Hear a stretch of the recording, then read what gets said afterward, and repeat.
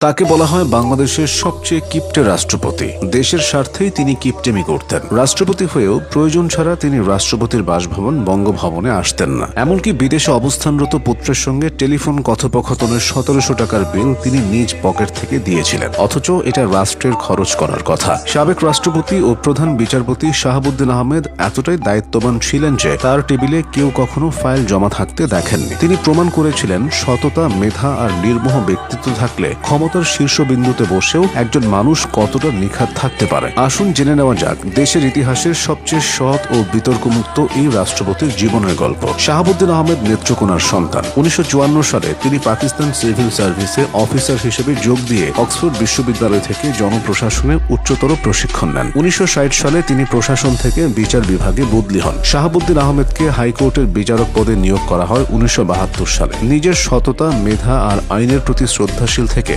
ধাপে ধাপে তিনি উঠে আসেন বিচার বিভাগের সর্বোচ্চ শিখরে। ১৯৯০ সালের ১৪ জানুয়ারি তিনি বাংলাদেশের প্রধান বিচারপতি হিসেবে নিয়োগ পান। ১৯৯০ সালে স্বৈরাচার বিরোধী আন্দোলনে ৬ ডিসেম্বর পতন ঘটে এরশাদ সরকারের। কিন্তু এরপর কে ধরবেন দেশের হাল, এটা নিয়ে বিতর্ক শুরু হয়। তখন তিনটি রাজনৈতিক জোট সর্বসম্মতিক্রমে এমন একজনকে খুঁজছিল যিনি সম্পূর্ণ নিরপেক্ষ।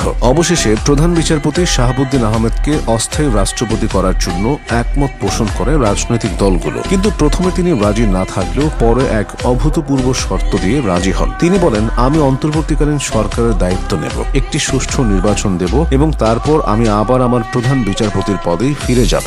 শর্ত অনুযায়ী তিনি অস্থায়ী রাষ্ট্রপতির দায়িত্ব গ্রহণ করেন এবং দেশের প্রথম নির্দলীয় তত্ত্বাবধায়ক সরকার গঠন করেন। খুব অল্প সময়ের মধ্যে প্রশাসনকে নিরপেক্ষভাবে সাজিয়ে তিনি ১৯৯১ সালের ২৭ ফেব্রুয়ারি একটি অবাধ, সুষ্ঠু ও নিরপেক্ষ নির্বাচন উপহার দেন। এই সময়ে তিনি বিতর্কিত বিশেষ ক্ষমতা আইন সংশোধন করে সংবাদ মাধ্যমের স্বাধীনতাও ফিরিয়ে দিয়েছিলেন। নির্বাচনের মাধ্যমে জয়ী রাজনৈতিক দল বিএনপির কাছে তিনি রাষ্ট্র ক্ষমতা হস্তান্তর করেন। এরপর তার প্রতিশ্রুতি অনুযায়ী তিনি রাষ্ট্রপতি পদ থেকে ইস্তফা দিয়ে নিজ পদে ফিরে যেতে চাইলেন। কিন্তু সংবিধানে এমন কোনো নিয়ম না থাকায় শেষ পর্যন্ত সংসদ সদস্যরা বাধ্য হয়ে সংবিধানের একাদশ সংশোধনে আনেন, শুধুমাত্র এই সৎ মানুষটিকে তার আগের পদে ফিরিয়ে দেওয়ার জন্য। ১৯৯১ সালের ১০ অক্টোবর তিনি আবার প্রধান বিচারপতির চেয়ারে বসেন এবং ১৯৯৫ সালে অবসর গ্রহণ করেন। অবসরের পর তিনি ভেবেছিলেন নিভৃতে জীবন কাটাবেন। কিন্তু ১৯৯৬ সালে আওয়ামী লীগ সরকার গঠন করার পর তাকে আবার রাষ্ট্রপতির পদের জন্য অনুরোধ করে। সকলের শ্রদ্ধার পাত্র হওয়ায় বিনা প্রতিদ্বন্দ্বিতায় তিনি ২৩ জুলাই ১৯৯৬ সালে বাংলাদেশের ১২তম রাষ্ট্রপতি হিসেবে নির্বাচিত হন। কিন্তু